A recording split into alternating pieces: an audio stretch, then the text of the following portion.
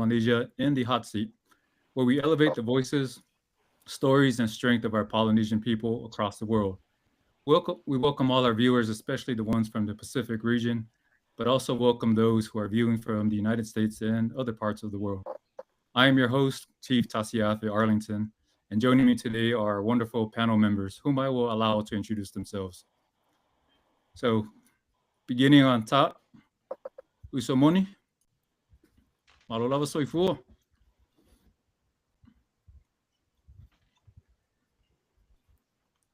I don't know if Moni can hear me, or can any of my panel members hear me? I can hear you. Yep, You're you're good. good. Yeah. All right, I think so Moni's we'll go connection. to Sis Adele. Aloha from Hula Land. I am Adele Talayai. I've been an educator for many years, and that's pretty much about me. Thank you. Thanks, Sis Adele. Yeah, Uso Kalani. Talofa. Yeah, I'm Kalani Barber from the village of Tula. Actually residing here in Bedford, Texas. Good to be in this panel, and hopefully we can discuss some good topics of Taite Lava. Talava Uso. Yeah, Sis Naila. Salfalava, I'm Nyla. I reside here in Marina, California, in Monterey. So I'm happy to be here tonight. Thank you. Thank you, Sis. Yeah. Okay, I lost Moni. I was going to go back to him before I went to you, Leaso. Okay, Leaso. Talofa, everyone, all the way down from South Texas and Katy, here from American Samoa representing. Thank you. Okay, looks like we have Moni. Moni, can you hear us? Talofa. Okay. Soy fo manuia le pa ia man maru whaafonga anga mai. Mai le i tu whao kolopa nei. O te tautala atu mai le ele sa le nei. O lātou na mua I Malai. I'm talking from the unceded ancestral lands of the Tongan Nation, Chumash tribes here in Southern California. But I'm a proud son of Tukelau in Samoa. Good to be here. I just love how appropriate he is. He's just always the perfect. I'm gonna call you school teacher. Is that okay? You're my Samoan school teacher. You're just Yes. Yes, teacher. he's always professional. Wait. It's beautiful. Very. Okay, so we're gonna do a quick icebreaker and go around the room. And for those who don't know our audience, I mean, you see our faces, but then the question is, what is their personality? You gotta tell me a little bit about yourself. But rather than explain, in just simple words, we're gonna say, find a song. You're allowed to play something from your phone or your computer if you have a song that you can describe yourself. So we'll start. I'm gonna randomize this. Nyla, do you have a song play for us to describe you? Oh wow. I'm the first. Okay, well, let me see. Can you guys hear it? I'm probably gonna have to switch up my iPod.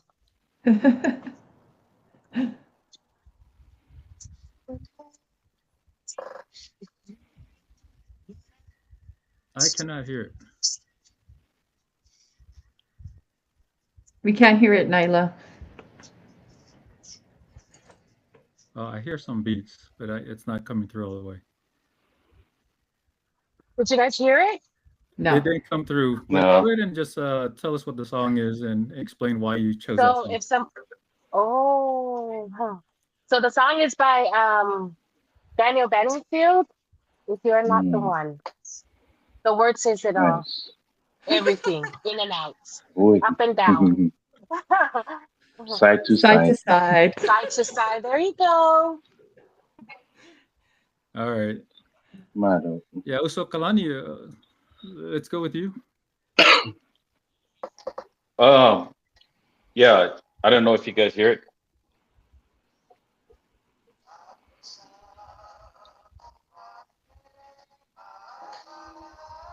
Sorry. Is that Matalasi? Samoa Matsalasi. Si Omnia. Okay. Yeah. He went old school on us. Okay. Yeah. Um, Mm. that song right there reminds me so much of growing up as a kid, and it does explain a lot of our island because no matter where you go, Samoa is always matalas. It's always flourishing. It's always sunny. It's all about Yeah, love, man. happiness, and that song always stuck in my head because of all the old schools, parents. I know I can relate to some of our other Polynesians and Samoans. Thank you. There we go. And you're Thank taking you. that to Texas. Yeah. Sharing that with our Texas folks. Keeping the sunshine going. Okay. Sis Adele, do you have a song for us? I do. Thank you, Kalani, because that's still not fair. I had a Sorry song about that. picked out, but I don't want to go and find my Samoan album. But I guess let me play one.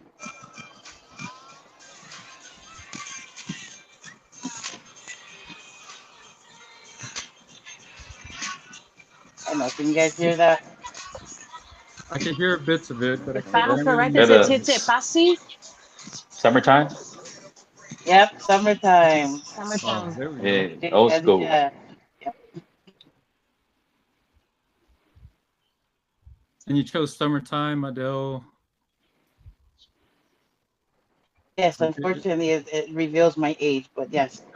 Yeah. It's old school. Very old school. Oh, no worries about that. I think I trump everyone over here. So, okay. Yeah. Uncle Money.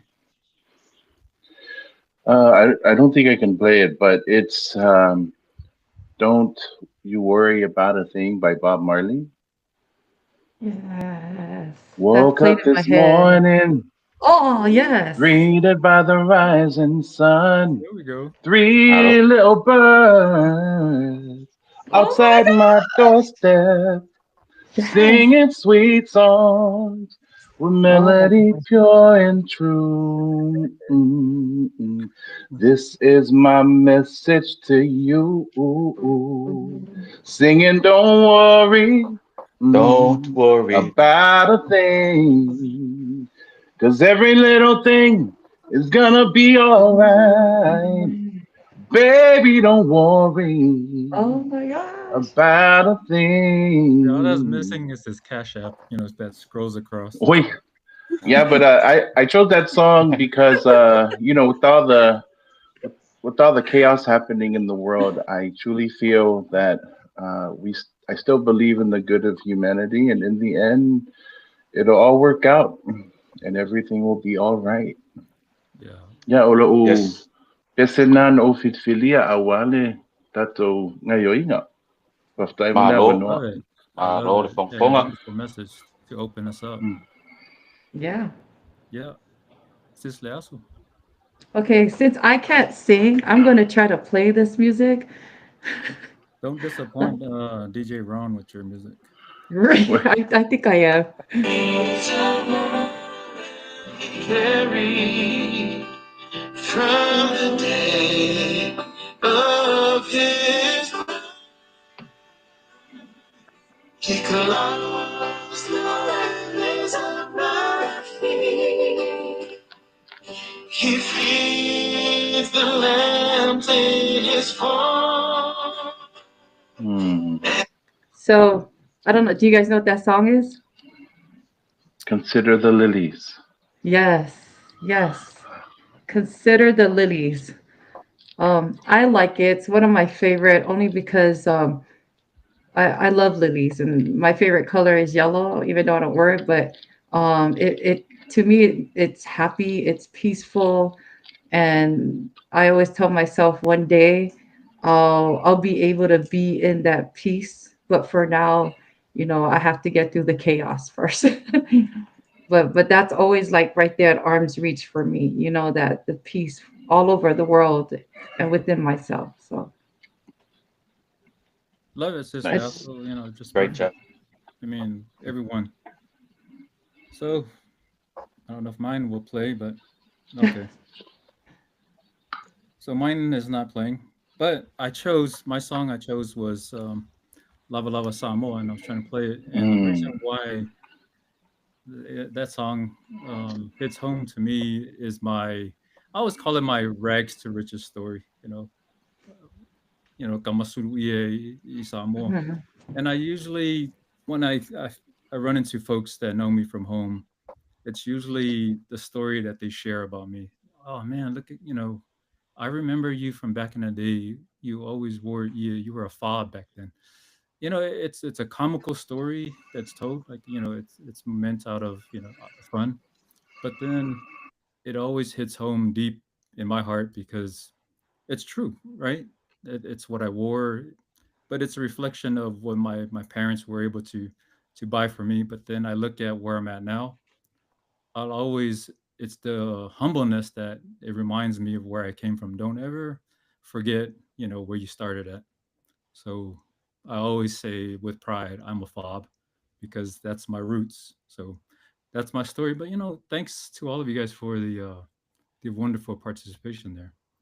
So our viewers, that's our personality of what we bring you tonight. So we will get into our topics. So the first one right off the bat is we're looking into the topic, and we call this topic selling our seeds. And there's sort of like a twofold question that we share with you tonight. And the question is, for those who have been following, let's look at the recent proclamation to authorize the American commercial fishing in the Pacific. So let's open our discussion on your thoughts of any impact of this proclamation. So feel free as a panel to talk about the fishing, the opening of the fishing, commercial fishing in our American Samoa waters. So that's one area you can talk about. And then the other part that we've also seen is the deep sea mining. So we got two critical topics of importance that not only impact Samoa, but then most of the Pacific as well. So we will. I'm just gonna go randomly. I'll start in the middle with Kalani. Okay. Um, you know, I remember back in the days in the 1990, 1991 during the hurricanes of Ofa and Valilia, right? And that was a big tragedy at over there in the whole island of American Samoa, even Apia and some of the Polynesian islands. And I remember that we used to, my mom and my grandma used to go fight, before the hurricane. Mm. And when they go there, fresh stuff, all these resources that we get from the ocean. And after the tragic loss from the waves, search forces from this hurricane, it took a toll to where that it was, it, it took a while to be able to see some fishes just because that there were no corals or any food for them to actually be there. And it kind of like it's sad for it was kind of hard because that was one of our resources to get from food from the ocean. So of course we have to go to our land, start harvesting more bananas and stuff like that. And the two topics about fishing and also the seabed mining.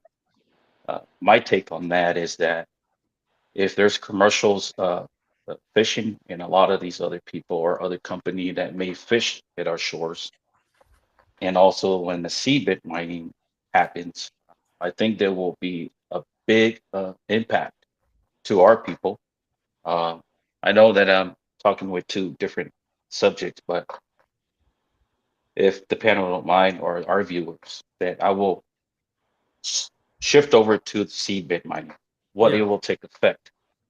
Um, my thing is that our our people depend our marine wildlife, fishing, especially like the story that I was saying that we always grew up. Every Sunday we'll have a nice tonai with fishes and all this that we get from our ocean and also from our land as well. And with the seabed mining, that just to read about it, how much damage that it will impact our, I would say, ecosystem. Um, that will probably be a bad thing for our island. That it'll, just like I said about the hurricane, that it will damage those corals, and those corals that we always depend to, where that a lot of fishes that we fish from are fish, octopus and all that other resources that we actually get from the ocean.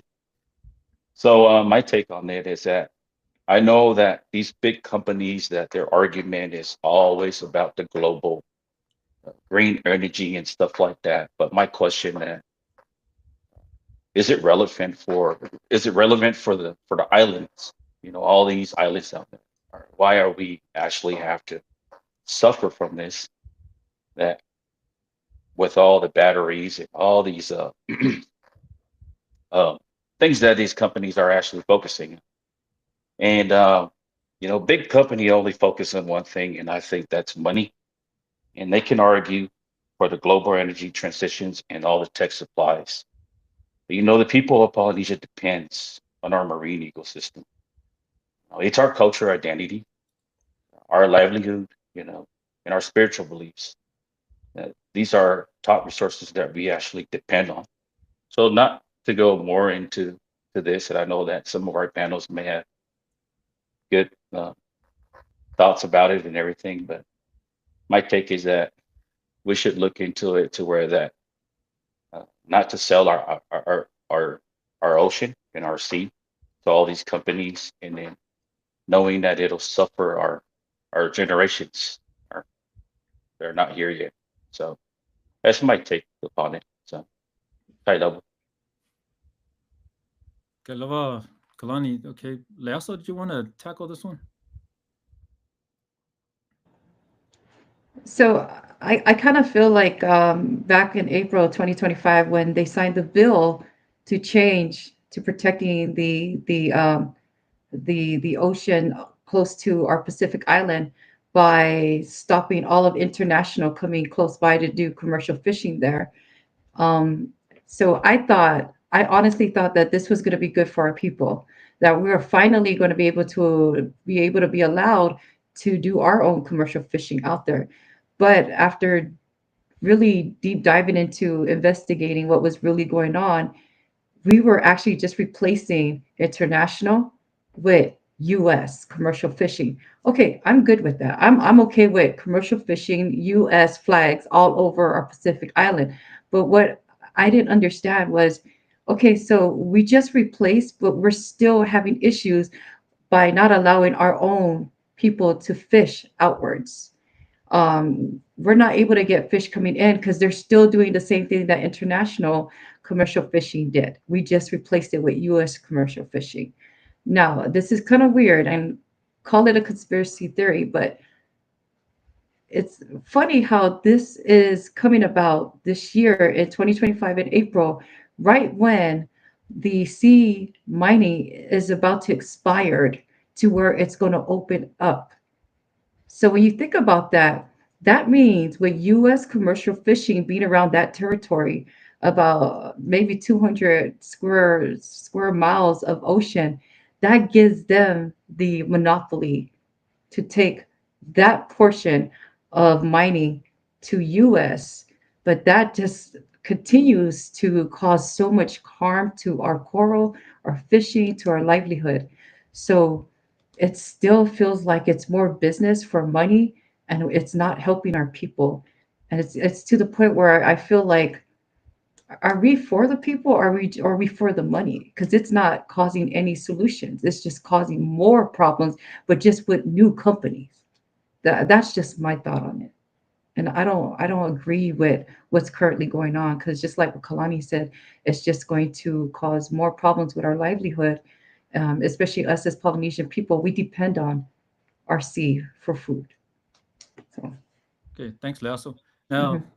feel free to tackle the subject as your own, as you want.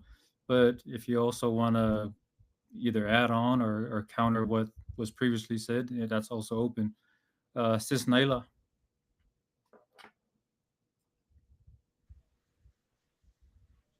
So I think that for the sea minding, everything has been already touched base by Leaso and Kalani. But what I would like to add in is uh, some of the potential approaches, for sustainable fishery management. So we can do the catch and release fishes. We can um, establish a marine protected areas to conserve biodiversity and fish stocks. So some of those stuffs that we are able to put in to balance the economic survival. And that's it.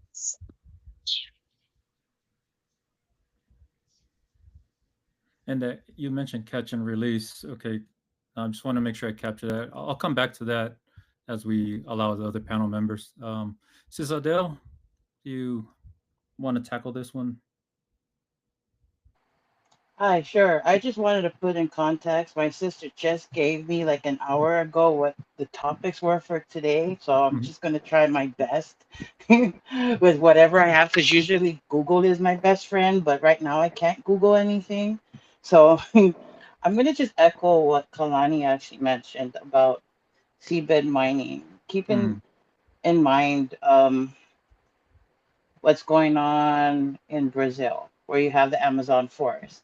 You mm, have a lot of people actually, um, I guess, damaging the forest, trying to mine for gold, and just look at where it's at right now. It really does take a long time for an ecosystem to actually prosper. And when you actually put in whatever machinery you actually introduce into an area, you're really going to damage a lot of things that actually took thousands, if not maybe millions of years to create. Now, consider seabed mining. You have materials there that they're going to have to probably put filter through, a mesh of, and all whatever animals are actually down there will be affected by it. But just consider that technology has changed so much that we're all dependent on technology, and because of that, there that dependency on technology requires them to produce more. And the seabed mining is just to, it's almost like a supply for that demand and technology that's actually going on. It's just unfortunate, but there's so much changes going on. I don't like the idea of seabed mining. And I've read an article previously mentioning that there were two Pacific Island countries that have already signed with large corporations for seabed mining around their area. I hope, I sincerely hope that Samoa does not agree, or I hope they're not in it, or they're not signing. Obviously, I don't know about American Samoa, but any other countries near American Samoa, I sincerely hope they're not considering mining anywhere um around our oceans, because it's going to be detrimental to our culture, and especially to the future of our kids. What's going to be there for them, honestly? We're damaging the ecosystem. So, yeah, that's my input. Thank you. thanks, Sis Adele. And while we wait for Moni to come back, I just wanted to ask Nyla, can you explain the catch and release? Is that something that's done here in the States, right? You get your license, but you're authorized to go fishing, and but just release it back to wherever you're fishing at, right? Right now. Okay. Mm. Yeah. Thanks, Nyla. Moni. Okay. Last but not least, let's. Can you guys hear me okay? Yeah, we can hear you. Perfect. Awesome. My grandmother, who recently passed, she was in her 80s. In the first 60 years of her life, she experienced two natural disasters. I'm a millennial, and before 30, I've already witnessed seven in my very young, short life. So we see this more constant exposure to natural disasters, rising sea levels, fluctuating weather patterns. The reason why I'm bringing this up in response to the question and the prompt is because we are already battling protecting what we have, our home, uh, our eroding of the land, and protecting the only home we have left. Now, on top of that, now we want to do deep sea drilling.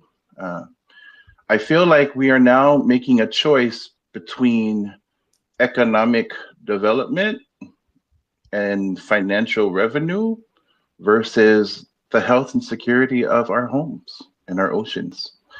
I'm reminded of what Benjamin Franklin said. He said, if you give up freedom for security, you will end up losing both. And I feel like the same applies here. If you give up the safety and the health of your lands and your oceans for financial gain, you will also end up losing both. And it's not just us. We see this happening all over the world, whether it's their natural resources or ours. And so it's really, really important that we protect the only home that we have.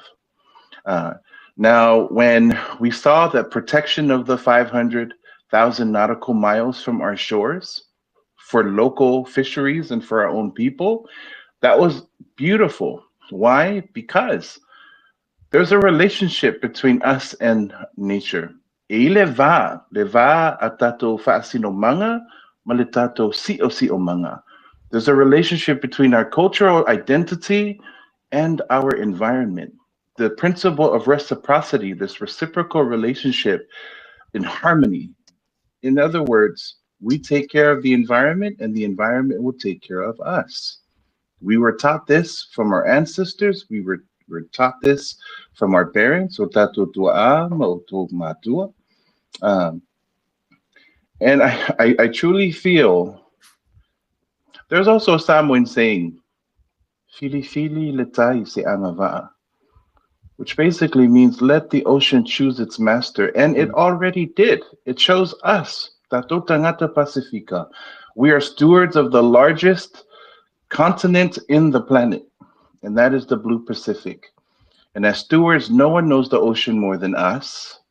We know it more than anyone else. And so whatever big corporations like Impossible Metals, who is applying to deep sea drill near American Samoa, or whatever entities of government who's trying to take our resources, whether it is below the sea, above it, on the land, or in the air, it belongs to our people, and it should remain that way. And so, in other words, stay the hell out of our waters. But it is the truth. Stay out of our waters. It belongs to our people. Now, the move that the current administration did by decreasing the 500,000 nautical miles to just within 50 miles, that's a disservice to our people because our people rely on the ocean in Moana for our subsistence, and it is detrimental to the survival of our cultural identity.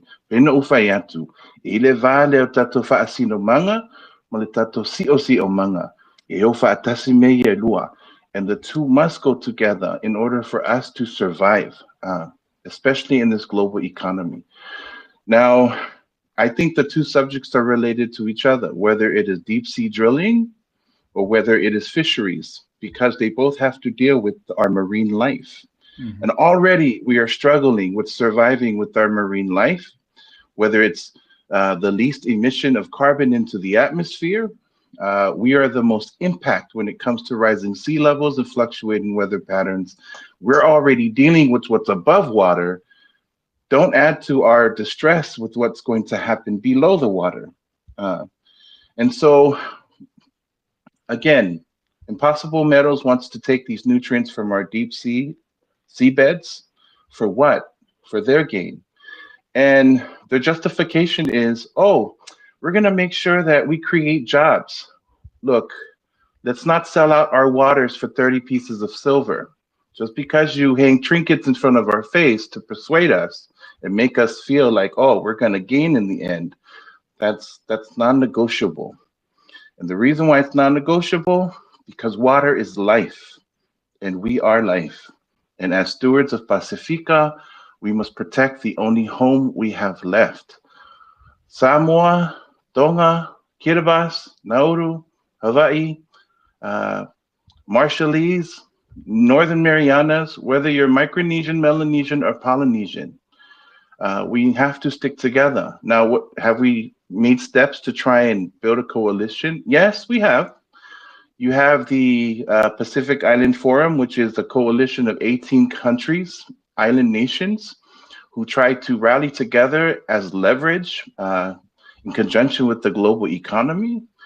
You also have like people like the Pacific climate warriors, like Brianna Fruin and her brothers and sisters, with their move to try and protect our land, ocean, and our skies. Like I said before in our previous session, that Samoan saying, "Alongo itai, elongo iuta."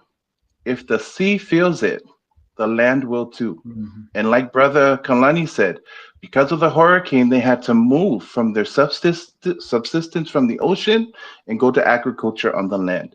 And that's exactly what's going to happen in an island-wide scale and throughout the Pacifica. And so my stance on the matter, reinstate the 500,000 nautical miles to protect marine life and our fisheries for our local people, to preserve our identity and cultural practices, and also tell Impossible Metals to don't drill any seed. Leave the nutrients where it belongs. Yeah, so manatu vai vaile na tu safo iman ni mata upu. Time will never know. Thank you, Brother Moni. And I love it that you brought out the importance. The message is for not only Samoa, yeah, we're sending a message to Samoa, but also, don't feel that you are not going to feel the impact of these drillings, because these minerals are so valuable, especially for all the technical advances. They're relying on these resources, but as the panel's already mentioned, at what cost? But to try to wrap up what all you guys have said and try to summarize it, I hear the voices and the cries that says stand up for what we believe in, and that's a resource that we're not willing to give up, because we're thinking of the future generations, not just 1, 2, but we're talking about many generations to come of all of the Pacific. But I also want to touch on the subject of what happens then. What's the next move? We know that eventually, if you're really firm in believing what you have right now, we're going to touch about the subject about protesting. So protesting will definitely be something involved as we go forward. And so I want to bring up, like, any Hunkin also took a stand in the past. So that was one movement that he was detained for standing his ground. But then I also want to bring up a fictional movie that everyone's seen, Avatar. But Avatar, if you watch that movie and pay attention to what happened in that movie, it's no different than what's going to happen in the Pacific. You have one of the most richest minerals that every superpower in the world wants at this time, and they will be on your doorstep. So the question is, what do you do? Be like the folks in Avatar who stood their ground to protect that at all costs, and losing all the people. So didn't want to get too far off subject, but I just wanted to bring those two interesting things to light.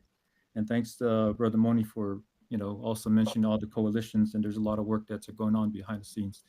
So before we go into our next topic, I know we got some. If I may, real quick. Yeah, go ahead. If I may, I being from back home, I feel like even from a local level in Samoa and in the Pacific, we need to invest and spread awareness and encourage our brothers and sisters, our kids, to get into majors like conservation. The last ASCC report for the graduating class that came out, the majority of the graduating class majored in liberal arts. Basically, that's just general studies. You know how many people graduated in natural resource and preservation? 3% of the graduating class. And so I feel like we're catering our education for job opportunities off island. We, the people back home, need to also encourage our future generations to look at jobs that can create revenue just by preserving what we already have, preserving our natural resources at home. I just wanted to add, the little things that we can do also back home. Yeah, and for those who are viewing, please take all the advice that Brother Moni is bringing up. He's bringing up, some valuable information. Someone that actually is still on island, so he's not like an outsider, just offering input. All right, so we're going to segue into our next topic, but I want to first highlight some of the comments that are popping up from offline or online. Okay, let's see. What do we have? All right. Honolulu Girl, American Samoa is a territory of the U.S. What legal or diplomatic tools do Pacific nations have to protect their waters? Can you throw that up again so I can finish the second half? And are they being respected by global powers? Okay. Did everyone get a chance to see that? Anyone want to tackle this question?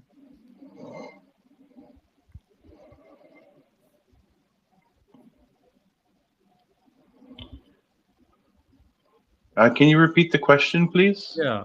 American Samoa is a territory of the U.S. So, what legal or diplomatic tools do Pacific nations have to protect their waters?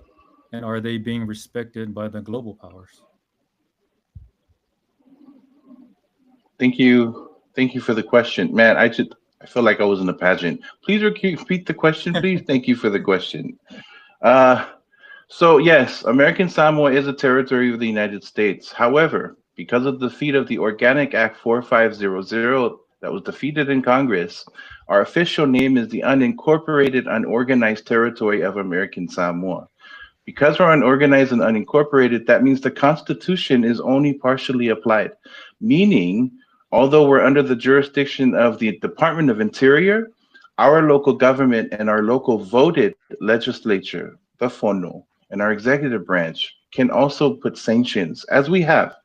Governor Lemanu solidified the 500,000 nautical miles after the executive order President Obama. The current Man, he was getting deep in that answer, and I wish I could Yeah. answer the way Moni was answering. We'll give him a second to come back on. Okay.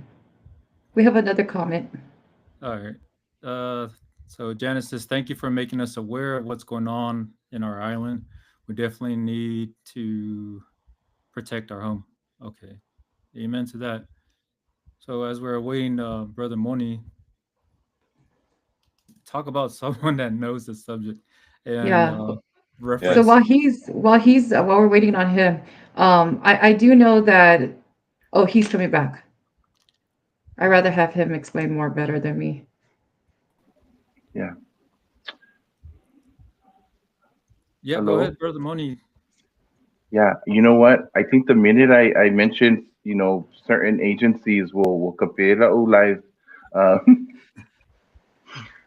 Uh, but in a small summary of what I was trying to say, yes, even though we are a U.S. territory, we still have our own rights. And even though we're within the jurisdiction of the Department of Interior, our Fono and our leaders can sanction and can protect our seas. I mentioned the Pacific Island Forum of the 18 countries. Unfortunately, American Samoa is not one of them. Yeah. We were supposed to be, we were trying to be, but we had a lot of pushback from the Department of Interior. I'm hoping I don't see that happening anytime soon, but it would be nice to join our brothers and sisters in Pacifica. But going back to the premise of the question, just because we're a territory does not mean we do not have rights. We do have the rights to govern ourselves. As promised under the Constitution of the United States, we also have our own Constitution as well. And I feel like Annie Hunkin said this when he came and visited my U.S. government class back at ASCC. He said we have treaties with the United States and they need to honor it. And I echo the same thing. No, wonderfully explained, Brother Moni. I don't think I could have explained it any better and in depth the way you have. Also, did you want to also add on to that, or are you okay with No, Moni? Moni's covered it well. Okay. Thank you, Moni. Thank you, Moni. All right, I'm gonna go back to the question. It does matter. Okay, let's see. Throw that back up again. It doesn't matter what we say. It doesn't matter what we want. But until the Department of Interior stops having the last word, our sovereignty is still just a suggestion and not a reality. Okay. I respect that. Yeah. Thanks, Honolulu girl. Okay. Panel, you guys feel good, or do you still want to cover the subject? No, I think Moni had covered every basics and Yeah. everything that, you know. Thank you, Moni. Maro Yeah. Thank paso. you, Willie. Everything. Yeah, Malaika I so think Thank money. you. Thank I you. But just I wanted also to feel say, like, or yeah, Viewers, go ahead. go ahead, Lasso. I also feel like we should come back to this topic later, just to follow up on, the current issue that's going on right now. Yeah. I You mean later, agree. as in the follow-on panel, or later on in the Hmm. this podcast, or later? I agree. Hmm. At this very moment, it's pending this Yeah. request for the sea drilling, and Yes. if it is approved, then the next step would be public hearings, meaning the public gets to weigh in and give their opinions, and then of course, research and development would follow that, and then of course the end result would actually be the drilling. So it's an ongoing process, and I agree with Lasso. I hope we revisit this again, and we should monitor it and Mhm. monitor it closely. Okay. We could also pay attention to which islands have played a part in sponsoring these companies that are still currently on the ocean right now, waiting for the mining to be open for them to drill. So that's something to look out for. All right. Appreciate that, Moni, Lasso, and our panel for the in-depth discussion, and also for our viewers for chiming in as well. It's a lot of concern, not only to us in Samoa, but Pacific wide. So we promise we will do a follow-up as things change, and it's a topic that will be continued. Maybe several panels from now. So I'm glad we are having that in as a topic of discussion. So we will shift to our next interesting topic, and this one deals with our fast food crisis. It's what we term the fast food crisis. Pacific Islanders now face some of the highest rates of diabetes and heart disease in the world.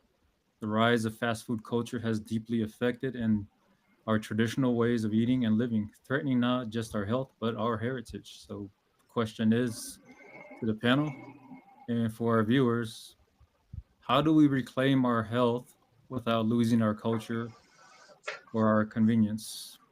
Okay, Brother Kalani, we'll go back to you. yes, sir. Thank you. I think the question that you just asked, I think the way that we can go back to our old lifestyle is we have a land that we work on. You know, that's a blessing of us of in everywhere in the Polynesians. Um, the tradition and the culture and the food that we harvest from our own hands is actually based to where that we are working out and actually working for our food in the land or out in the ocean or everywhere that we can get from our resources that are very natural to our consuming. And I think that that's why our whole Polynesia, that's why the people of Polynesia are built different. Not only that, they're always out there working, climbing the coconut to get the coconut, going out there to, you know, clean up all the weeds and everything from the bananas, that way that it doesn't, or the breadfruit and the pineapples and all the other resources that we always get. These are stuff that a lot of people that consider organic here in the States that they hope they can get it, but they're paying a price out of it. But yet we have that back home. But sadly, that I witness out of firsthand that people are now moving away from that to a more convenient way of getting food resources, which is fast food. And I guess that's why it's called a fast food, that it's a lot faster. Takes about 2 minutes to drive from here to McDonald's and get to McDonald's instead of taking about a week or maybe 2 weeks or maybe even a month to try to get a banana grow so that way we can harvest that crop for our, for our benefit. And I guess the nutrients between the two is that now we already know that there's a lot of chemicals in all these fast food, and it does affect our medical health issue. And I think that fast food is something that it's not only in the Polynesia Islands, but it's everywhere in the world. That is so more convenient. Now I see that who would want to go out there and break a sweat to go clean all this whole land and trying to get the banana trees grow and everything when you can just drive over to the fast food within only a minute of a drive to get a nice double burger or anything, that can fulfill your needs as far as, getting full from you. But my thing is that uh, with the health issues, I guess that because of us Polynesian people, we like to have gatherings together. And when we have gathering, there's a lot of food that are involved. And that's a whole lot of love. And that's how we express our own is, you know, to our families and to our friends and everybody. And it because of that mentality that we have, that we were raised, we come up here and we do the same thing, but yet it's not the food that we were raised from back home. We're talking about all these other food that has, burgers, pizzas, and all this other stuff that you can actually partake during birthday parties and all that kind of stuff, not knowing that it does affect. Um, but my question is, despite how we consume in portions nowadays, is it a coping mechanism for people to consume a lot so that way they can, not out of hunger, but some people will just sit at the computer and probably have something just to eat. Uh, that probably can contribute to something that maybe it's a medical issue or I don't know, but it does affect and put a lot of stress, I guess, when it comes to. But not to go too broad about this subject, but I think that go back to our people in the Polynesia. I think that's the way that our ancestors were brought up, and that's why they were so fit and look so good. It's because they work hard for their food, not only in the land but out in the ocean. So that's my take upon them on this. Thank you. All good points there, Brother Kalani. Um, Sis Naila, yeah, over to you. So I'm just gonna be very honest when it comes to this fast food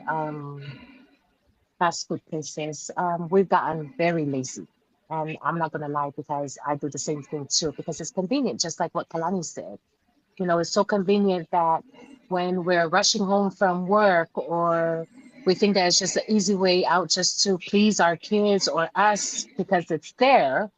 So we go in and we drive into McDonald's and we buy them. But again, I'm speaking from being here in the mainland, not in Samoa, because in Samoa you get to have lots of things that you're able to do.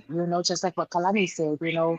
We exercise through cutting our bushes and mua levao, san levao, ile mungala. But here in America alone, it's even harder. But then there are solutions. We can maybe they can start doing those, get back to finding those good healthy cooking classes, or go back to the old ways of cooking from your own house as well in providing those healthy meals for our kids. Yeah, yeah, we just got lazy. I know I'm gonna say it straight out of the back that I got lazy. I get lazy sometimes too, and I'll do the same thing. But it's not healthy. Yes, it's not healthy. It's not healthy, if we really look at the nutrition value of those food, and then it does bring so much diseases afterwards. So I think not, but Thank you, Sis Naila. Sis Adele, you want to tackle this one? Sure, I'll try. It's I mean, I guess it varies, yeah, whether it's on in the islands or if it's off island. I remember in the 90s when we didn't have McDonald's, and if we had any family members that came over, we'd ask, "Hey, I have McDonald's. I'm fuck. I'm so Big Mac from a mole meal fries and lure." Hmm. It's always like I'm along on my say see my America guarantee in Mobile McDonald's. But now it's like just like what Sis Nyla was saying. Really, it's convenience now. It's there now. Um, The price is there, it's cheap, but the value, I don't know. We have to, kind of consider that even people back home in Samoa, American Samoa, there's a lot of people that are renting, so they don't have access to land where they can actually Mm, grow food, and so they have to pick and choose where they're going to be buying their produce, or perhaps McDonald's might be cheaper than buying, produce. And I don't know, it depends. But yeah, I mean, just echoing what Sis Nyla was saying, just really just being active, choosing exactly what we should be eating, being smart about it.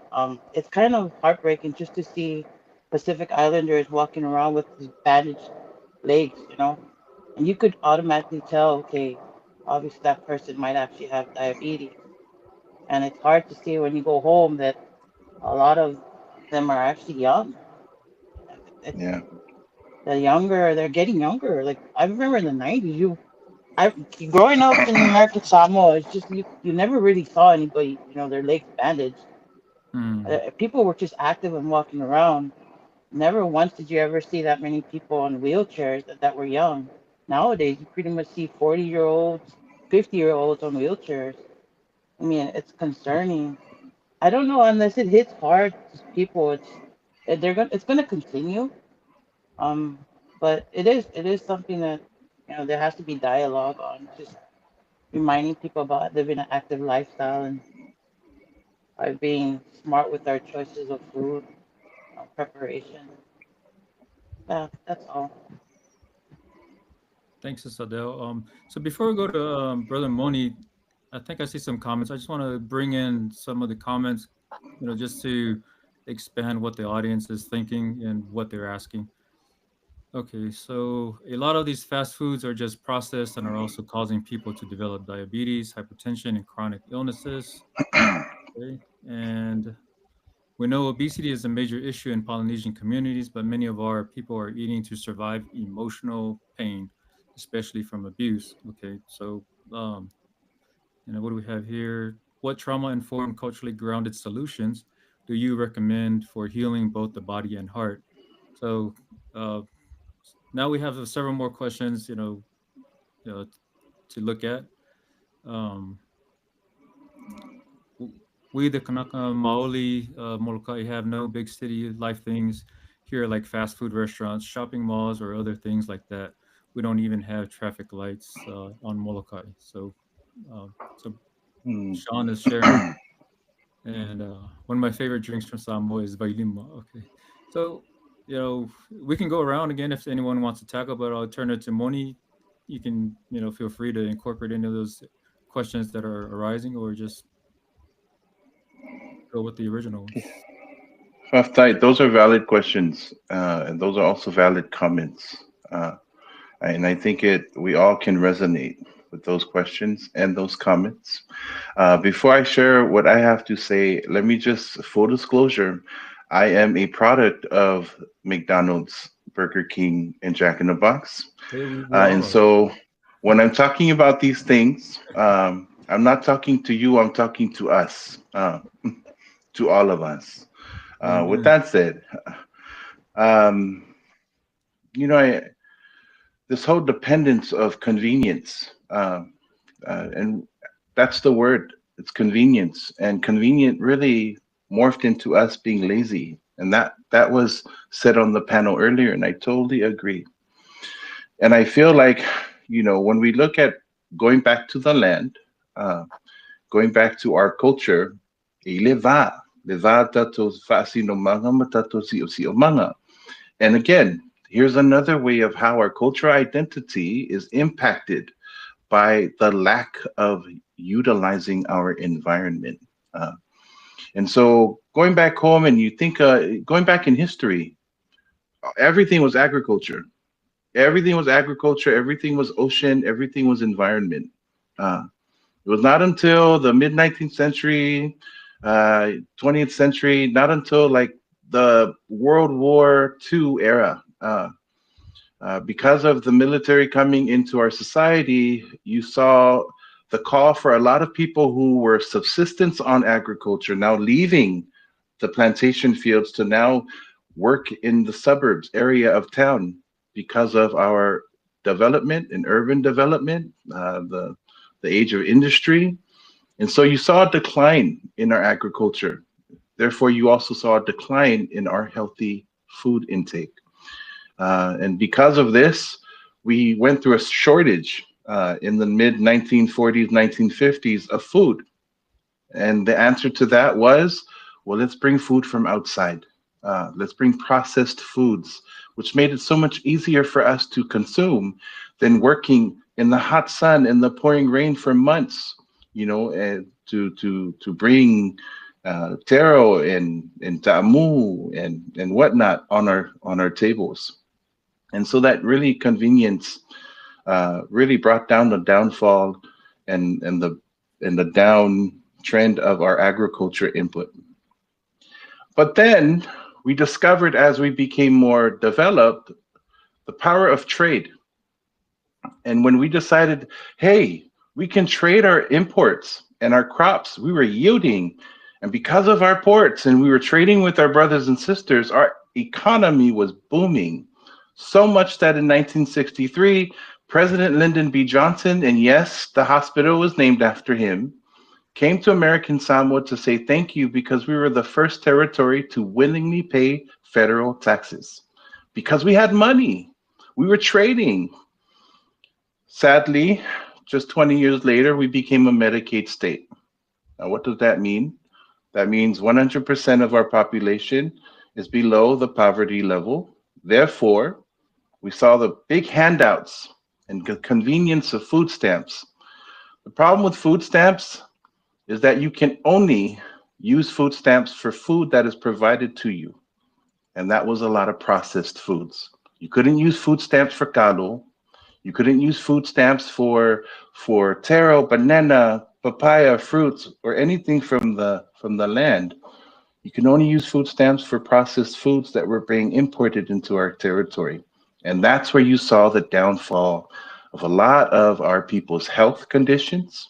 And so that's addressing one of the comments that I heard. I think one of the questions was, well, what can we do to address it? Am I correct or no? Yeah.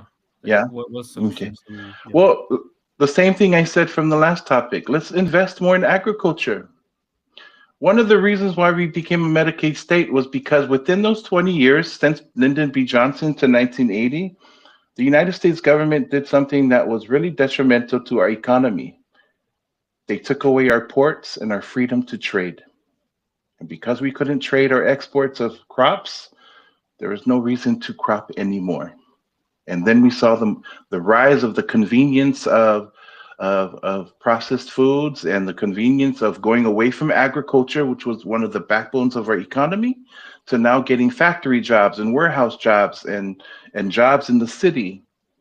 And so we saw a repeat of moving away from agriculture and going for more convenient jobs in the suburbs and in urban communities, in the town areas of American Samoa. And so my answer to that question is, let's invest in agriculture. Let's bring back the backbone of our economy. American Samoa, 99% of the entire islands are owned by families. Let us, as families and people, and as Malo, invest in our own lands and create revenue and our own wealth. And tell the powers that be to give us our ports back so we can trade with our brothers and sisters again and bring economic development and have a booming economy. Going back to policy. It's really sad because at this current rate, we are unhealthy. The University of Yale School of Health said 94% of the population of American Samoa, their study showed that 94% was obese and overweight, myself included. And it's not just American Samoa. That attitude and that practice, it carried across the ocean to the diaspora of the United States, to New Zealand, and to Australia. Our people are more convenient for processed foods and fast food restaurants. In California alone, the Office of Minority Health, in partnership with EPIC, which is empowering Pacific Islander communities, heart failure in the Samoan community in California alone is 38%. The national average is 18. That is double the national average. Mm. Uh, and so that's dangerous, but that is the reality in which we are in at the moment. So going back to investing in agriculture and making it more affordable, one, and more accessible, two, because at the moment it's more convenient to go to McDonald's at 2 o'clock in the morning than to go to your maumanga iuka to ka may fa'i makalo. So how can we make our agriculture more accessible? By investing less in other things that do not matter and more into our agriculture sector.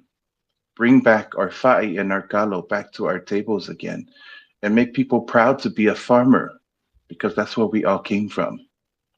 Also, manatu din na. Say level so, and thank you for Mahalo sharing that. pato. Here. Before we go back to Lasso, can you bring up that there was a comment about corned beef? Okay, so I wanted to say something about this because you mentioned something, Moni. One of the foods that is a big influence of unhealthy, but us Polynesians love is corned beef, spam, and lots of pork. But when you were mentioning about the military and our dependency on these canned foods, you know the trivia thought in my head was the word bisupo. Yeah, I think you guys are familiar with it. It's not a Mhm. Samoan word, right? It was a word derived from these cans, pea cans, right? Cans of peas. So the Samoans associated, what apapi, pea supo, So just kind of a trivia, but it's interesting how the pea supo is one of the staples that continues to we love it. We love the damn thing. But we did have a how would you describe her last? So, Dr. Tui, I wanted to make sure that our audience understands that we did have a specialist, someone that's in this professional field that deals with this specific topic on a daily. Just share Lasso before you give your intake. What Dr. Tui was supposed to bring on this topic.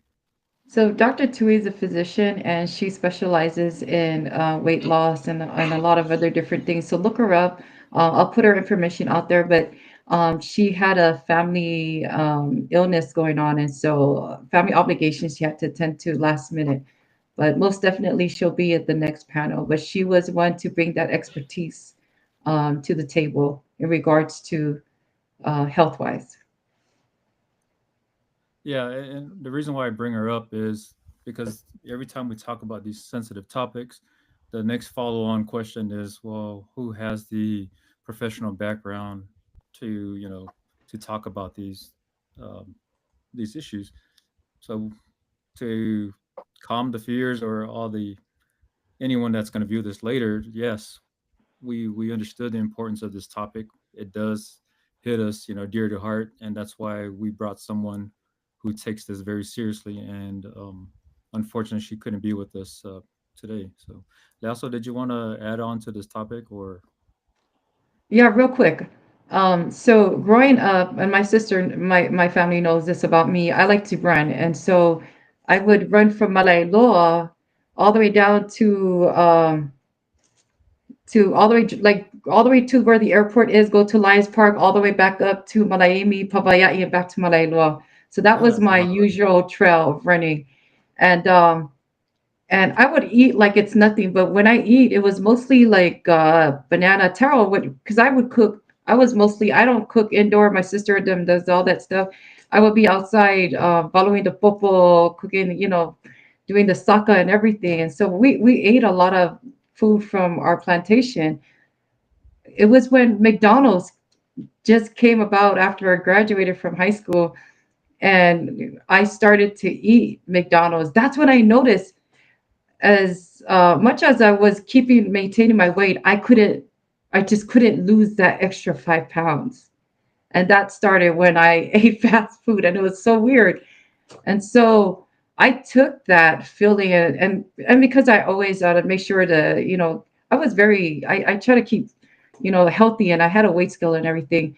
So when I had my own kids, I made sure to put my kids in sports, you know, um, when it came down to fast food, we always made sure that we had food at home where it's not cooked food, but it's like, it's you take a apple, orange, or whatever, that's your snack. You've already eaten, whatever earlier before that, but it's healthy food. And but as they got older, they're now eating junk food. I can't control them. They're eating McDonald's, they're eating Burger King, they're doing whatever. But that's something that they'll have to learn on their own.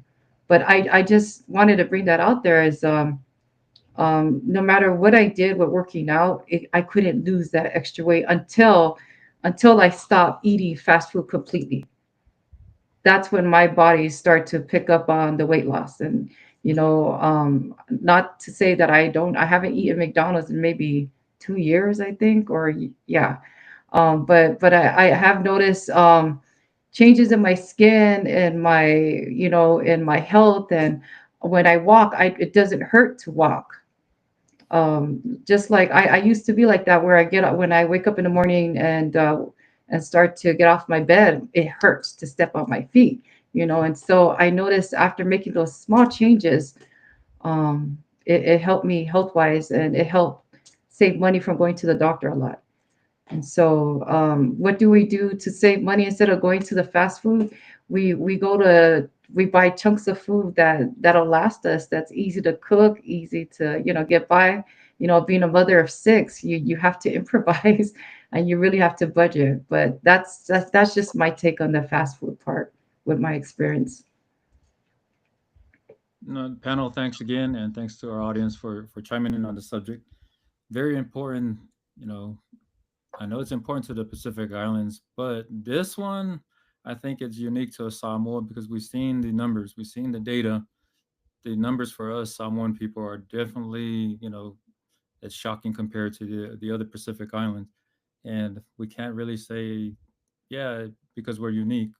I mean, this one we're gonna take ownership of this one, of our Samoan people. But what I want to emphasize, we talked about exercise and getting out, Mlungaluit, but then I also want to make sure that we tell folks we're not telling you to get up tomorrow and guilt trip you into running, 10 miles. Do it, you know, be smart about it. And I'll just give you an example of something that happened to me at my age. I'm used to mowing the lawn and doing things like that. So in Oklahoma, it's like was like 94 degrees. I think it was Wednesday, but I needed to mow the lawn, so I went and mowed the lawn. Mowed it, and didn't think anything of it. And later that night, I had chills, I had headaches, but it's one of those things.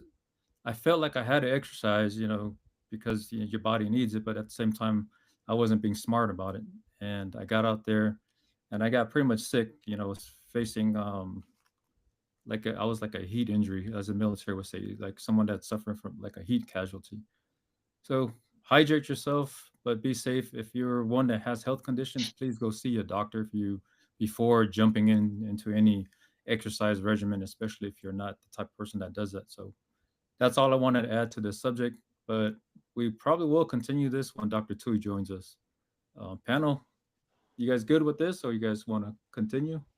I think we have two questions. Okay, let's see those. Okay. All right. So how does affordable look like if there are a lot of poor people who don't have the means to grow the agriculture? What then? Who do they borrow from if families who work at minimum wage jobs? Good question. Mhm. The last one. There are a lot of people who rent on lands that don't belong to them.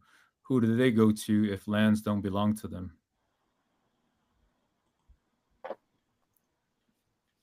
Okay, panel, anyone want to tackle those? I think that's a good question, but I think that the people that are actually renting there, I'm pretty sure that whoever the owner is wouldn't mind to have these people to work on the land so they can get some resources like that. That's my take upon it. I think that our culture everywhere in the Polynesian, we're not like, no, you're just gonna sit here and not do anything. We're not gonna give you more than that. No, I'm pretty sure that just showing out of love, that's how we are. Yeah. If you ask something, you shall receive. And I'm pretty sure that That's one of the good things of our culture and tradition everywhere in the Polynesia, wherever. Micronesian, Melanesian, Hawaii, no matter what. When you ask for something, they will give it to you.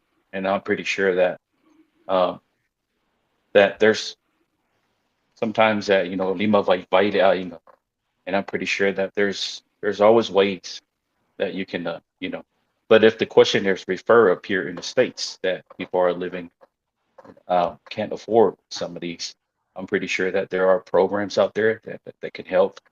The food stamps and stuff like that, and then that you can utilize that too. And it might take up on this. Just wanted to tackle or add about it is our people is the portion consumption is one of the things that it's uncontrollable, and I think that's one of the things that does contribute to our health issue. So it's okay if you go McDonald, like Brother Moni, as a McDonald product, you look good, my brother, very well, but I'm pretty sure that you're taking good care of yourself. But I myself as well is guilty as far as fast food as well. So I think it's just that our culture is very, very known of when we have gatherings. It don't matter if it's only three or four. We will treat that three or four people like it's a whole village when we present food on the table. So it's not that because that we are out of control, but it's part of our tradition because every Sundays when we have our tonai, that is something that I always look forward to because during all the day throughout the week, just for like pikaki or elengi, something like that, just to munch. And then you always look forward to the tonai on Sunday because that will be a big feast, you know. But anyway, not to go too further on it, but I'm pretty sure that our panel had touched a lot of good pace, on the subject. So yeah, my thing is that the portion consumption, I think, is something that we have to control. We can still eat what we want to eat, I think, but as far as controlling it, maybe you just kind of like eat a little bit of portion or something. But there's a saying that I think Brother Tossi knows is that most people eat until they're full, but as Polynesians, we eat until we're tired, and then we go sleep, and then you wake up the next time you're like feel sluggish. So other than that, that's my take upon it. Thank you. No, I thought it was it's interesting that you bring that up, and I like that you bring it up. Is also it's the portions you eat, and what we call our normal setting of a meal size. So that's a big part as well. But I just thought it's something crazy just came in my head as sarcasm. The way you phrased that, it sounded like you were saying you make you wear that McDonald good. You make McDonald look good. So sorry, Nothing personal. in I my was head, just sorry. Chief Tassi, you wear that McDonald good. I'm a proud product of McDonald's, so hope this McDonald looks good on that end. So. In Texas, we're a proud Whataburger. That's the product that we have. Yes. Yes. Waterburger. Yes. Way Yeah. better. Okay, so I think we have probably less than 20 minutes. So I'm trying to decide. I'll ask you guys the panel because there's two interesting topics here. Do you guys want to do the paycheck topic, or do you guys want to go about the history topic? What do you think is the best one to cover in less than 20 minutes?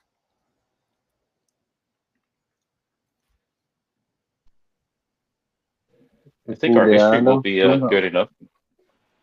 Okay. So let me see. All right. Let's just go to paycheck. Okay. So life in America was supposed to be the dream, but for many Polynesians in the diaspora, the reality is a cycle of financial pressure, remittance, obligations, and survival mode budgeting, often with no room to breathe or building wealth. So the question for the panel is, are we truly thriving abroad, or are we drowning in invisible debt and cultural guilt? So, Sis Naila, we'll start with you.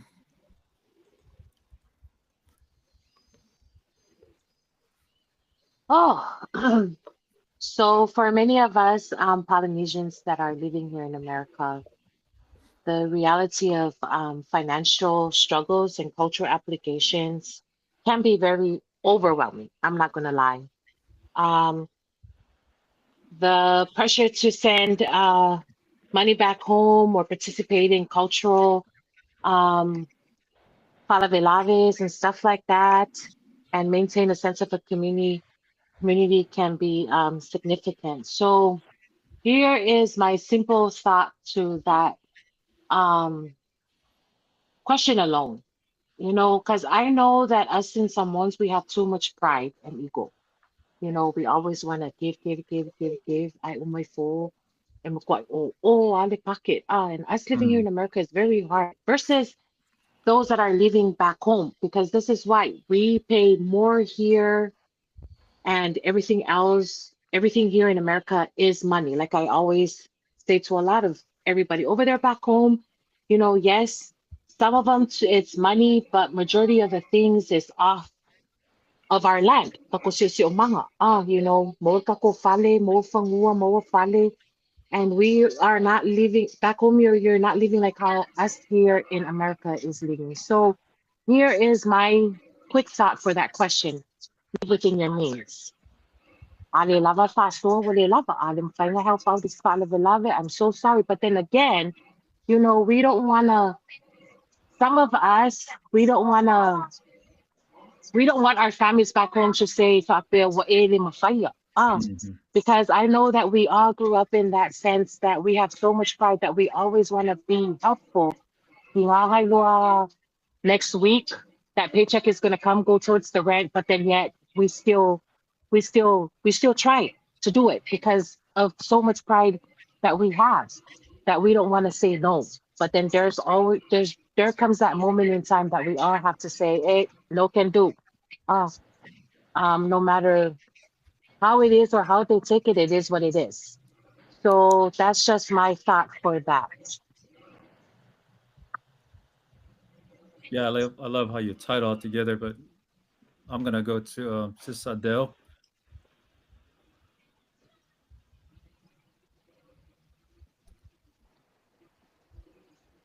Life in America. Well, I mean, it's a good topic. I don't know. It also depends. Like what do we consider like as being successful? Like having a lot of money, having a home. Um, like I know in America we have money where disposable income where you can actually, you know, pay and buy a lot of things. It puts the guilt on us here in the States, our families back home if they're struggling, we know we have to provide. And I always grew up knowing that I was still going to support my parents regardless. But it really depends, Sa foi si usura naila, fain ka foi ale lavas kupi fa soa ya. O fain ka foi am kongi the rent. Ile masingo man e masingo ya. But fain ka foi ala nga ki nga foi loko e fa longa ko le ki nga inga mai ma ko mai o Samoa ya. Mm-hmm. No, it varies, honestly. It's hard because we're still connected to home. Regardless of the struggles we have, we still feel like we're obligated to provide. Like for me, I will still provide regardless. If I can't, I'll just say, hey, just for now, just give me a rain check. I know next time I'll support, but it really it's dependent on the person, you know. Kind of have to really consider whether you're able or not, with a kind heart, not in a sense of being aigu and all, like, oh no, I'm saving my money so I can go out. That's being really selfish. But it really depends on the person. So that's my input. Thanks, Sis Yeah. Adele. So it kind of echoes, partially what Nyla said. This one I actually want to go to Moni because Moni is like a tweener, right? It's not like most of us who are actually most of our lives are here in states. So Moni is partial here, partial there. So no mai Moni. Yeah, for time le fa noa. O te roa i le tūlanga o le malanga ina i fafo. E sa ili ai se manuia. Se luma nai manuia. Ai, e tauna tato malama lama, e ese e toinga manuia. E pule ata ngata lava ia po le ale fo linga I le nā manuianga. Le winga na utana. We all come. What does success look like? Is it education? Is that why you leave home to get educated, or is it income and you get a successful career and you get all this money, or is it doing the most good in the environment that you are in? And giving back to your own community wherever you are. There are different types of fa'amonienga. On my mother's side, my grandmother hails from the village of Pavaiai. She's one of the smartest and the most wise people I know. And in her young life, when she saved up enough money, she took a boat and went to Hawaii. And there she worked on the plantation field for the pineapple company. And as a farmer, she rolled up her sleeves 18 hours a day, working in the hot sun and sleeping in the closet with 4, 5, 6, 7, 8 other farmers. And she did that day in and day out until she saved enough money to bring her sisters to Hawaii. And there, they were selling puka shell necklaces at the wharf. They were trying to look for jobs to, whether it was cleaning, cooking, house making, whatever, ironing clothes, whatever jobs they could have.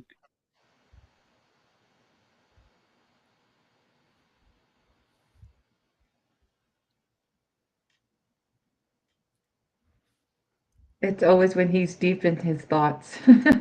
Yeah. He's gonna come back. He's gonna pick up. Am I out? Oh, there you You're go. Yes, good There now. you thank go. you. No, you're back. I'm a product of a farmer woman who left the paradise of home. There's a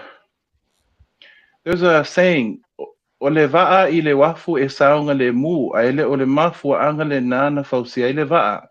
Afa Britannia, the boat in the harbor is safe, but that is not why the boat was built.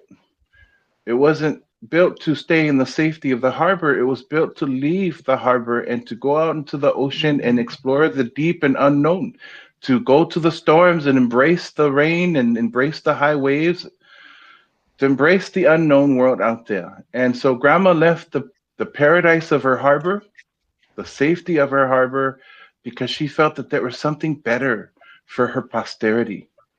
I'm a product of a farmer woman. Because of her, I was able to live the American dream. Now, when grandma came to America, she didn't go straight to the Hamptons. She went to the ghettos of LA. And there, the ghetto and what it offered her was what she can make of it. And she did her best to raise her children. Years later, my parents and myself came to America only to visit and see Mickey Mouse. And the night before we were supposed to return home, Dad was shot in a drive-by shooting. Until this day, he is wheelchair bound. So that changed the course of our lives forever. Now I'm grateful that it was decided that I would be raised by my grandparents back home in Samoa. But my mother said, bring my son here every other year. Year there, year here, year there, year here. And that was my whole life growing up. And it was because my mother felt that, one, I get to be close to my family, and two, because education and the opportunities were better here. So fast forward, I'm in my first class in America, and I see this whole map in our textbooks, and none of it has Samoa in it. And I realized at a young age, that the whole country was going to school learning about a world where people like you and me did not exist. We weren't in our history books, and we were not in our geography books, and we were not taught in class about who we were. And so for the rest of my childhood life, I had to, fight for my identity. And I'm mentioning this because of the whole dream of having a better life. When we come to the States, it's not just financial debt, it's also emotional debt and cultural debt. I found myself trying to navigate through spaces where I didn't belong because this is not my natural home. Ah, and so then you come to the practice of culture, you come to the practice of your indigenous values, and it's hard to navigate all those different types of debt, just like there are different types of manuia. Uh, every manuia has their challenges. So when we look at the prompt of this topic, is it worth it coming to the States? And of course it is. We left the safety of our harbor because our boat was not meant to just stay there. We were meant to explore because we are navigators by right. We're navigators in our DNA. That is what we do. But at the same time, uh, as we practice our culture where we are, we have to also look at not through Western lenses, but through cultural and indigenous lenses, what true success and blessings mean and look like. And so instead of looking at numbers, we look at the fruits of our labor. And if you're able to sit in front of your living room and to see your children and your grandchildren and see that they woke up this morning, then be grateful. Uh, and going back to environment, the reciprocity of taking care of the environment will take care of us. I remember my grandmother telling me, take care of your land and your resources, and our family will never go hungry. And that has been so even now. Now, to the practices that make us so broke. You know, in our culture, we like to go overboard sometimes, and this is my advice to a lot of us who are listening, whether you are Polynesian, Melanesian, Micronesian, wherever you are, those of us in the diaspora, we love to go overboard because we have so much pride in our culture. Au tatou umalava e nonofo tutongi nonofo selengi. Whaingata matangata ni soifuanga.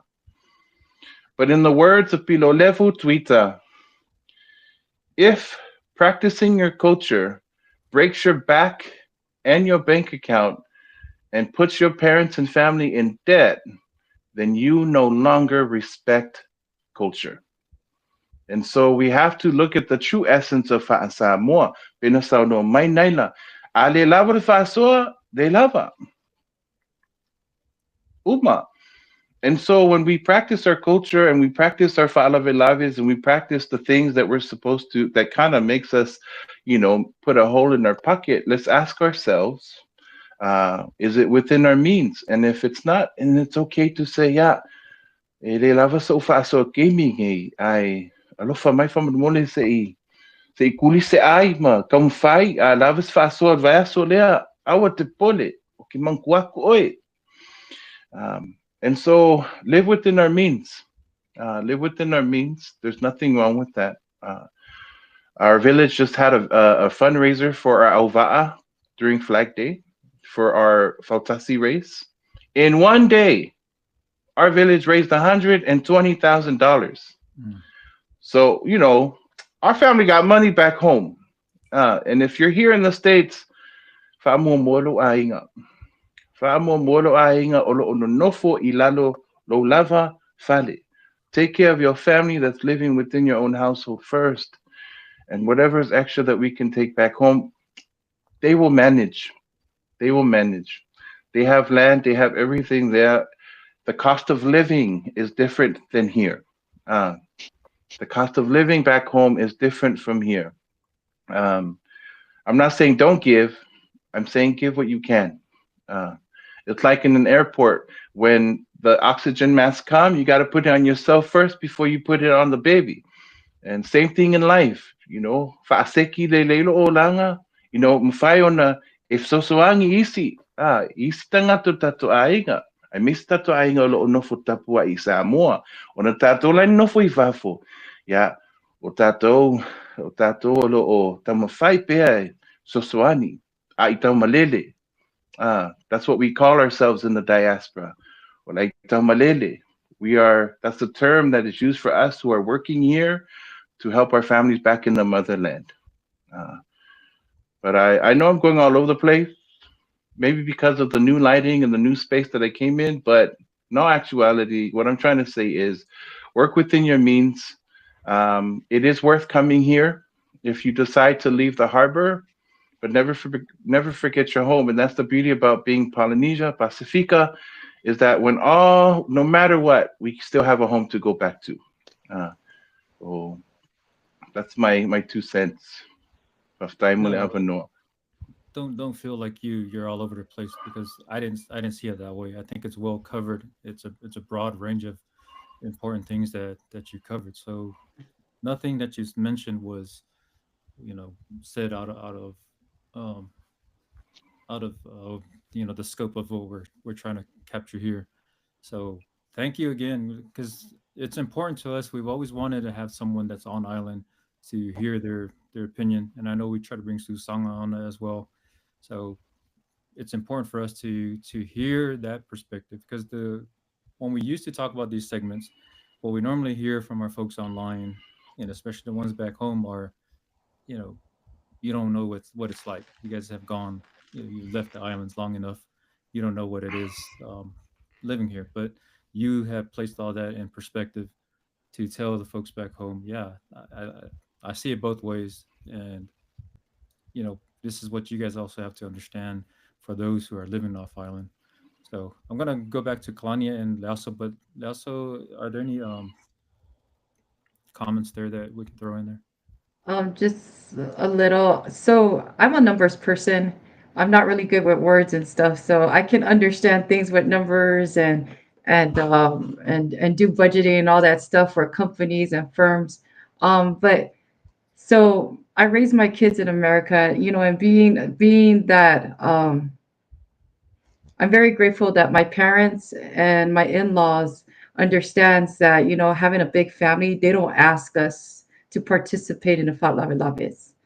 And so because of that, I was able to, like, we're able to take care of our kids, especially now that they're in college and, there's a lot of financial obligations. And so that helps us out a lot.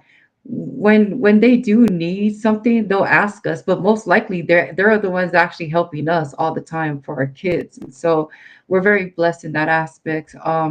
As far as living paycheck after paycheck, being a mother, working a good job, sometimes your guard drops and you have to be a mother and support, go out of your means to help your kids. Because like for me, not all money is good money. I've already turned down working six-figure jobs. I've turned down partnership with county firms because my priority are my kids.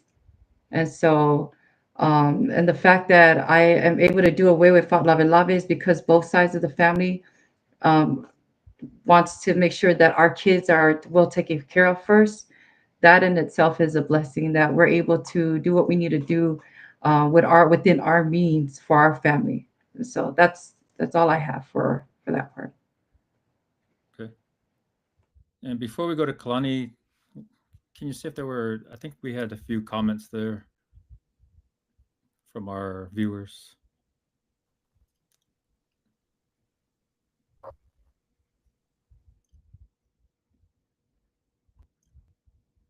Okay, Honolulu girl, we always hear about the personal responsibility, how we should work harder, budget better, or eat healthier.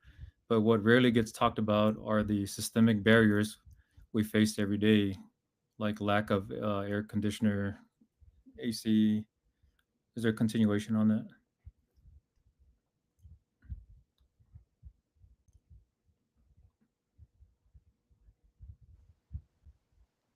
I'll read it out since I can't move it out. Okay. Okay, so we always hear about personal responsibility, how we should work harder, budget better, or eat healthier. But what rarely gets talked about are the systemic barriers we face every day, like lack of access to financial education, affordable housing, or healthcare. How do we start addressing the system, not just the symptoms? Okay. And I Yeah. add to Sorry, I that. didn't see. I was assuming that it ended with AC as air conditioner, but it was access to financial education. Okay. So did everyone capture that the question there? Yeah. Um, also, I mean, those are very broad topics to really talk about. Like it, access to ACs. I mean, that uses a lot of electricity. That probably in American Samoa, it gets very hot back home, Oh, very sorry, Adele. humid back The home. question was access. I read it wrong. It was lack of Oh, access to financial education. yeah. Financial Yep. education. Oh, okay. But the thing is with with my background in education, there's not much of lesson plans that address financial education in American Samoa. It really depends on the teacher if they're incorporating that in their classes. I think I believe in high school they have business classes where or clubs where they're actually utilizing those financial um, lessons. But yeah, that's a good point about financial exposure because we really don't even have the credit system back home. Like that's another shock when you leave American Samoa, you come to Hawaii. It's like everything is credit system. Like, do you have any credit? No. What is that? You have a credit card? No. What is that? It's like that's another thing. Like a lot of our kids, they're not really exposed to that in American Samoa because it's really not there. So it depends, but it also it also depends on American Samoans. Like, well, even Pacific Islanders. Honestly, you have to be willing to reach out. You cannot expect these resources to come and find you. You also have to be doing your own work as well. Don't expect things to like, hey, to educate you. So whoever's asking those questions, thank you for reaching out. But there's so much information out there where you can educate yourself. Like there's so much out there. Like I'm I'm only limited to what I already know and from my experiences with the credit system, but it changes. And so reaching out, just seeking for your understanding will actually help out. It's not like a take. You know, that's pretty much how it should be. You should just seek the answers, what's going to work out for you. Because, I mean, I think that in all aspects, because we're kind of going off topic, in the future, a lot of the jobs are going to be automated.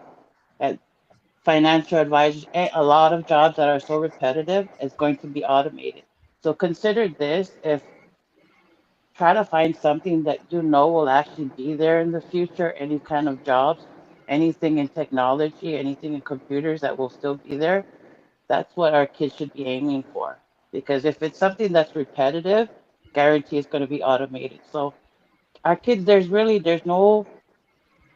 no, how to say, like roadmap for success. You have to find it yourself. Whatever we call success, it's dependent on wherever you want to go, whether you want a nice house, the roadmap, which is really your own. Everything is different. So we have to push our kids to try to seek that because it's hard. Because I'm seeing a lot of kids who actually come from American Samoa here and who have grown up, they tend to move towards low paying jobs. But honestly, you could actually go for a higher paying job. It's possible. It's just don't I don't know. I don't keep yourself to the lower paying jobs. Everything is possible. It's just seek it. That's my input. No, I like how you Eh, you tackled that. You pretty much there's a lot we can do. I, Well, let me go back to Brother Kalani real quick. Oh, sorry. I was actually enjoying listening to all our panels Yeah, like comments. Yeah, I try to but reserve myself for towards the end, but I noticed we forgot no, about it's you. okay. So, but we can go back No, to it's you. okay. Yeah, go ahead. Just a quick add on. I remember that when I was going to the high school, when I used to attend to high school, my dad and my mom will always only give me 50 cents, 2 quarters, 1 quarter to mm, the school. And if you lose the other quarter, guess what? You're walking home. So the other quarter, I have to make sure that I reserve it. It's either in my ear or I put it in a pocket, or I make sure that because that's my fare back home. Otherwise, that's going to be at least almost 2 hour walk from 5 to Tula, you Hmm. know. So the mentality that I've developed from that, it does take a long way coming up here. And then the thing of it is that when it comes to paycheck, a lot of people will refer that to numbers, like what Sis Lassa was saying. But if we think of our resources back home, that is the wealth that we had. We didn't have money to grow crops. We didn't have money to get bananas. We didn't have money to get breadfruit and all that kind of stuff. So there are different ways of how you can interpret wealth. But my thing is that coming up here, of course, that you have to have a good paying job. And what Sis Adele was saying is very true. It's a personal preference. If you want to make it, you can with that goal. That is your personal preference and your personal goal. That if you want to get that stride going on, take it and go along with it. And then if you don't want to, but it's because that our Polynesian communities exemplify how culture values, regardless what's going on. Strong communities and whatever thing. So sending money home and all the falavilavis and everything. That of course that we do think about it, but everybody knows that it's finally for because we have bills here in America. But the wealth that I'm talking about is that we have the spiritual wealth. We also have the land, that wealth that we always work on. So I think that there are different ways in how people can interpret this subject. But like what people, one of the questions that how can we uh, tackle the symptoms? Or I'm not really sure, but I can't remember. But my thing is that that should be an individual question for a personal preference, how you can tackle that, because it doesn't come as in a community.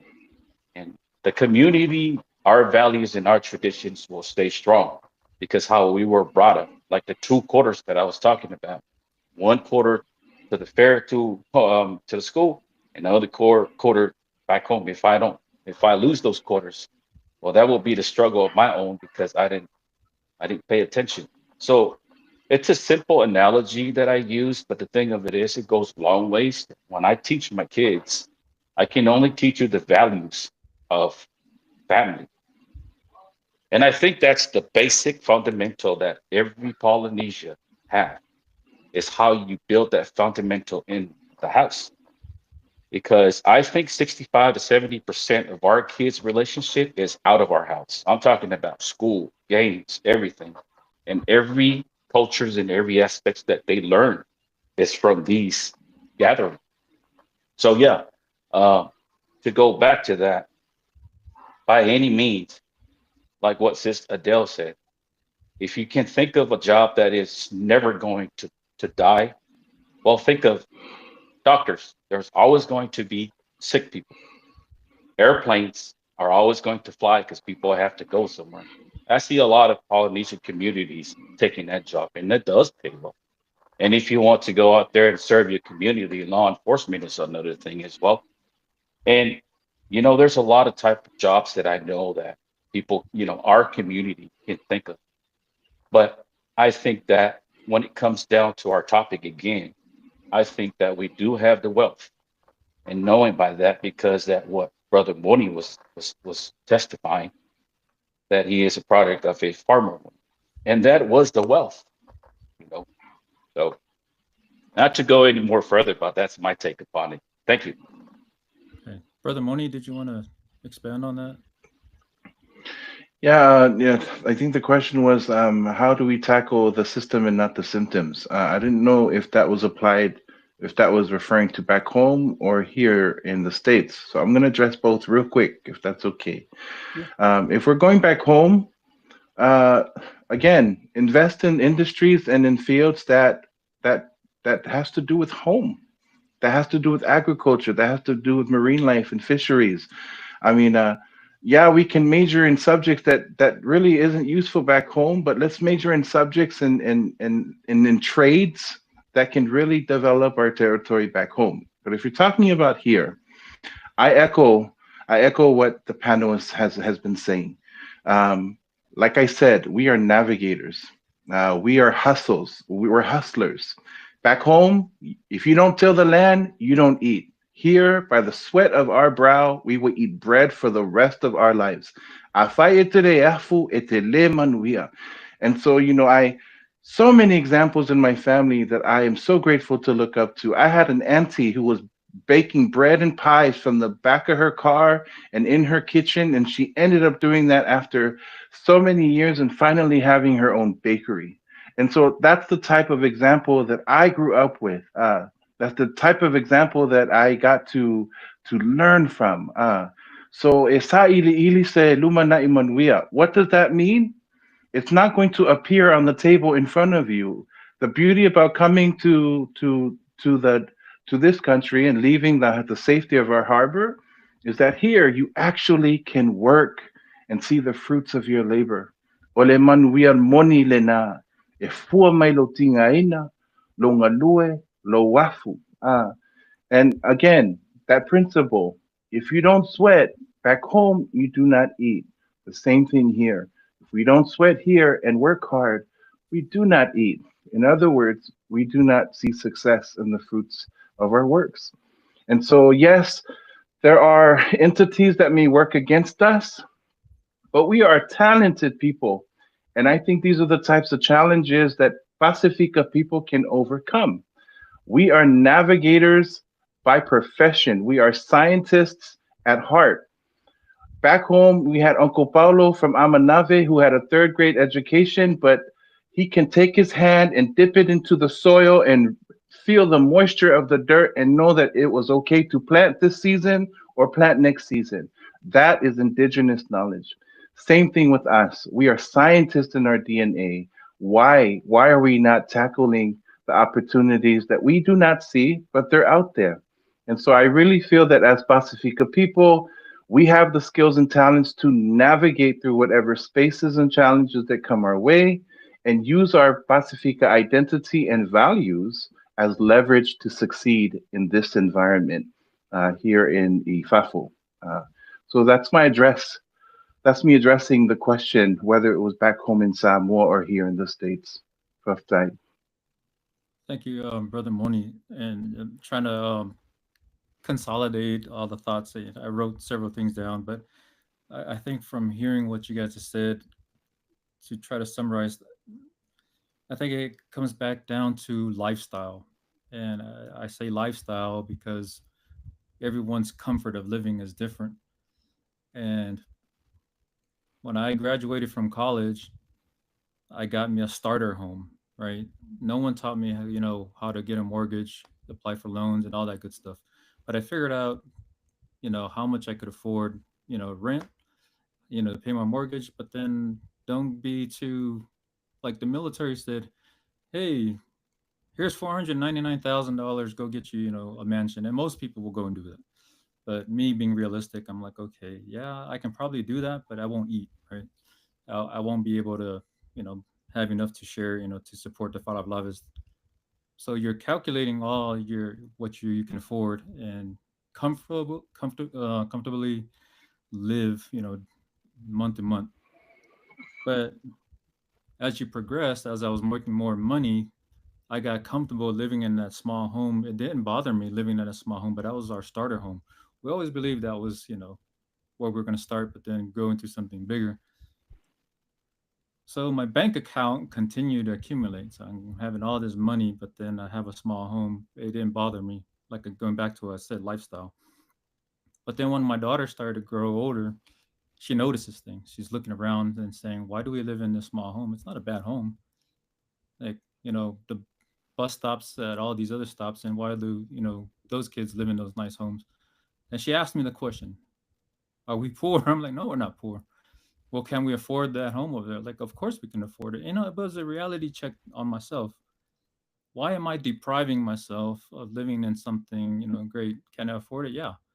So that's when I decided, I'm gonna sell this small home, get us a better home. But it was the value that I wanted to teach my daughter. Like, yeah, we can afford those things. What are we saving all this money for? Going back to lifestyle. So now we live in this big home. Same thing. Can we afford it? Yes. Do you have enough money to support all, the fall of lavish? Yes. So just going back to that, and how did I learn all these things?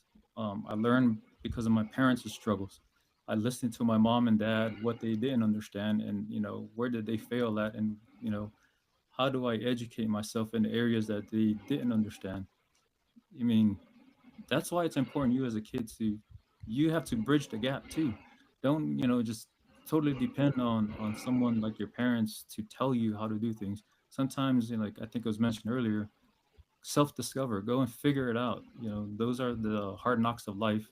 As a child, go figure it out. And that's why we leave Samoa. The people that leave Samoa, like Moni said, you are on that journey to figure things out for the folks back home that can't do it. And I think that's why we're all here, is we're the journeyman. We figure it out, make that income, and then supplement the folks back home. So that's just kind of my share on the subject. And does anyone else want to contribute to the topic, or are there anything that you want me to pull from our viewers, Lasso? Yes, yes. Um, Okay, Samoa Bay Area. Success doesn't come to those who wait; it comes to those who are hungry for the opportunity and go for it. Okay, thank you. Financial tools, housing, healthcare, these are pillars of the well-being. When they are broken for some, society as a whole suffers. Okay. Hmm. No single actor can fix this alone, so we need multi-sector, cross-jurisdictional efforts. Yep. yeah, that's it. Okay. So we had several more topics, but we won't be able to reach them um, this evening. But it's getting close to 2 hours, and I just want to thank the panel for joining us tonight and covering the multiple topics, very critical topics to not just us in Samoa, but Pacific as a whole. So I'm gonna go through our full circle and give you your last words for the night, brother Moni. Ya, whaftai lava mo leni a wanoa sa o se talanoanga matango fie. Tele mata upu e whaataua i tātou ai mese tātou tangata. O te whaftai foe i le tātou pano, ai mese le sunga taitai, i Arlington. O te whaftai foe o weo lo o whaafonga mai. Maloto sapsapaya mai i mātou. Ya, o tanoanga nei o se tanoanga whaalangona, whaaafianga. A whai e se vaenga o sasi ya. Whamalu ave I whare to whinangalo. A wai poto tautai, e selanga tu yama. It is a pleasure to be in this panel. And I hope if anything was learned today is that we're not all a monolith. We all have our own opinions and our own perspectives, and that's what makes us beautiful, inside and out. But if anything, I hope that any Pacifica who's listening to this, that you know and you understand the power that you have within you. And you are all special, and you are all enough. Ya o so tau talanga ni na whaftai mo le awanoa soifua mai amanuia. Thank you, brother Moni. Sis Adele.